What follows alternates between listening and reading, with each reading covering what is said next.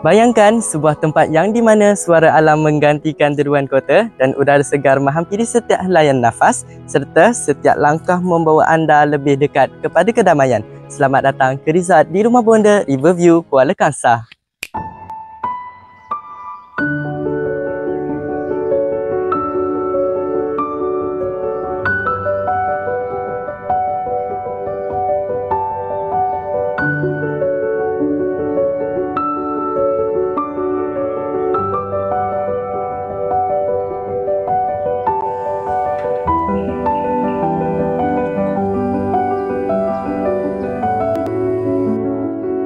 Puan Azimah binti Zulkifli, pengarah urusan resort di Rumah Bonda Riverview, dilahirkan pada tahun 1970 dan kini menetap di Ibu Negara Kuala Lumpur.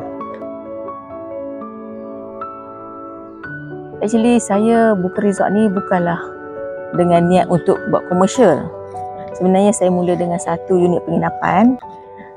Rumah sana tu, rumah MD2, saya buat untuk kegunaan family saya sendiri. Maksud saya tinggal di KL. Dan saya ada tanah di sini dan sekali-sekala untuk saya pulang balik kampung kan. Maksudnya rumah penginapan macam persinggahan lah, sebulan sekali balik kan.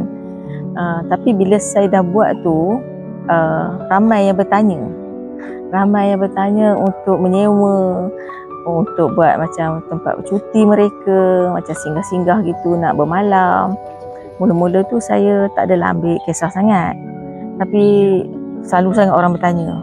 Jadi saya fikir kemungkinan mereka tertarik dengan suasana kat tempat ni dan pemandangan Sungai Perak kan. Tapi kat tempat ni memang kita rasa cool, tenang bila kita ada kat sini kan. Dulunya, resort ini tidak mempunyai konsep yang khusus, namun segala-galanya berubah selepas Puan Azimah mengambil langkah bijak untuk bekerjasama dengan Lembaga Perindustrian Dinas Malaysia.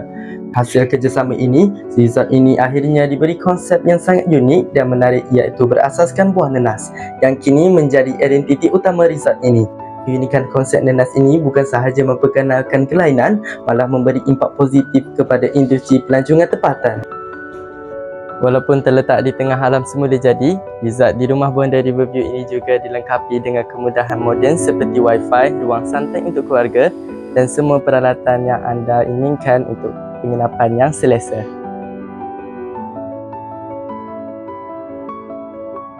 Waktu malam boleh BBQ. Itu untuk family lah. Tapi untuk family day kita akan siapkan sukaneka.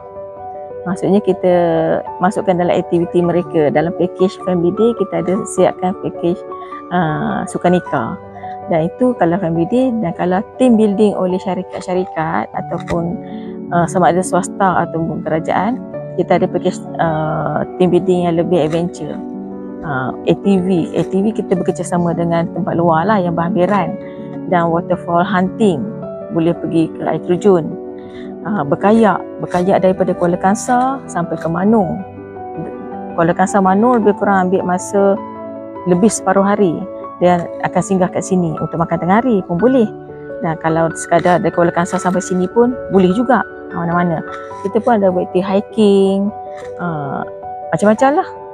Ataupun kita ada package pergi ke lawatan ke kebun. Sebab kita ni sebenarnya berkonsepkan agro pelancongan. Agro ni adalah berkaitan dengan penternakan, peladangan dan perikanan. Itu tiga benda yang utama lah dalam agro pelancongan.